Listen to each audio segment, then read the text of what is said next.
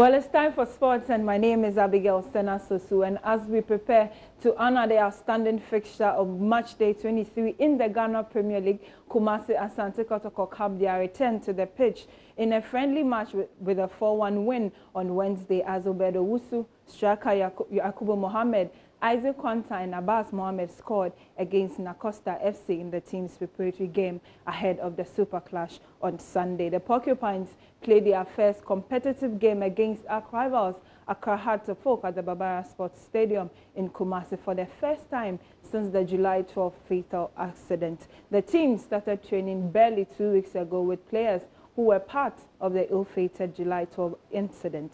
The accident victims have been joining training sessions in along the line.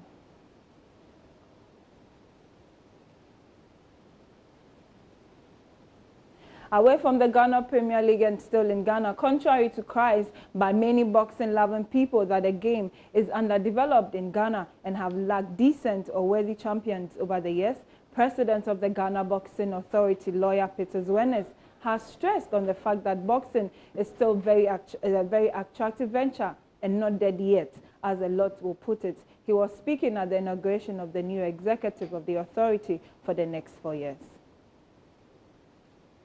I think for most people who say it's dead, most of the time they look at the issue within the context of how many world champions do you have, and then they say, well, Ghana boxing is dead. Currently, we have only one world champion in the person of Emmanuel Gameboy Tego.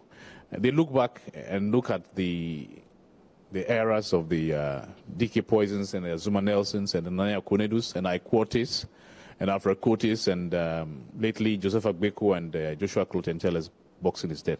Boxing is not dead. Far from it. We have promotions. We would have wished the promotions were more regular than this. If you go to South Africa, they fight virtually on a weekly basis. I sit here and watch these fights regularly. It's because they have a lot of resources. They have a lot of sponsorship, which is being infused into the sport. We don't have that. And that is what we are grappling with. But I believe that if our sponsorship situation improves, both for the body and for promoters, we should be having fights regularly on a weekly or, fortnight basis. Now, the more we have these promotions, the more our boxers are given the opportunities and the platforms to fight for titles, Currently, we are looking at possible world title shots for 2 or 3 of our boxers before the year is over.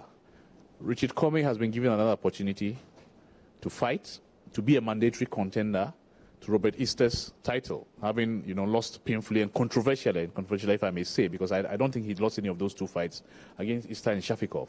He's been given those opportunities, and I believe he will take them and be a mandatory contender and earn a shot at the title before the year is over. The same applies to Dogwe. Dogwe won a final eliminator, and he's supposed to fight Magdaleno. We know boxing is filled with intrigues. You may be a mandatory challenger.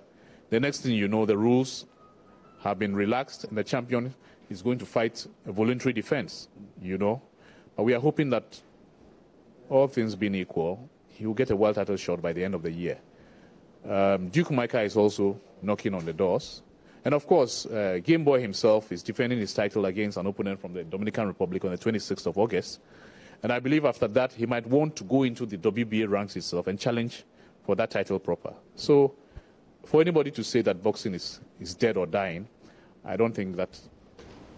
And that's all for Sports Now. My name is Abigail Sena Sosu.